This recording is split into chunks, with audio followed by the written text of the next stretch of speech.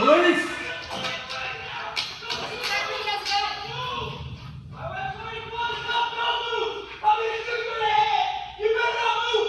Put down the weapon! Don't you move! Don't move! Put down the gun! I'm gonna shoot you in the head! Put down the weapon! That's right, don't move! The cops are coming! I'm gonna shoot you in the head! I'm gonna shoot you in the head! Police, put down the gun! Hey, he's right here on the ground! He's right here! Get down!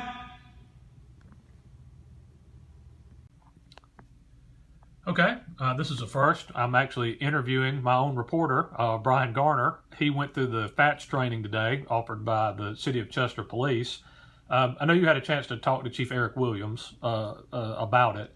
What was his intention and purpose in bringing this and allowing the public and us to go through it? He had a twofold idea. He wanted to show people how police train, because a lot of the police departments use these firearms training simulator devices and machines, you might call it.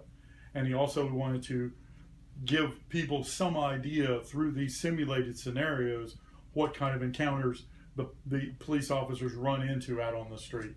And in a lot of cases, how there's like a split second or even less than a split second decision that's needed to be made to de-escalate, to protect, or whatever has to happen, whatever the officer has to do to keep control of that situation.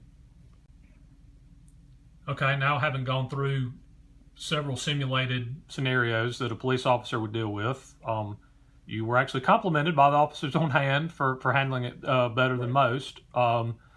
Virtual Brian, unfortunately, didn't make it all the way through, but just talk about your experience with it a little bit. This, I've been through this simulation a long time ago, and when I worked for Pickens County, the newspaper, the Pickens County Sheriff's Office made it available then, and I was talking to the chief about this. This was much more of a shoot, don't shoot scenarios. Basically, the scenarios were shoot, don't shoot. The training the police officers have received since then has evolved, because there were some of these situations, as you saw, where you went through, where the best option wasn't, okay, this person has something that could harm himself, others, with it in his hand, and the answer was shoot him or whatever. The best answer was to de-escalate the situation.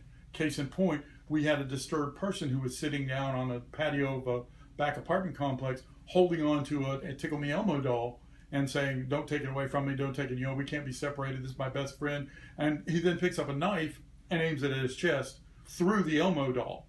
The best situation in that circumstance was to let him know, we're not going to separate you from the young, you won't be separated, and to de-escalate the situation. What ultimately happened was that particular suspect put the knife back down, and you were able to prevent anything from happening. There were some circumstances where you went into where it was already, you knew that there was already a burglary in progress or something. You had to have a different mindset about what was going to take place if you saw a person with a weapon that pointed it at you.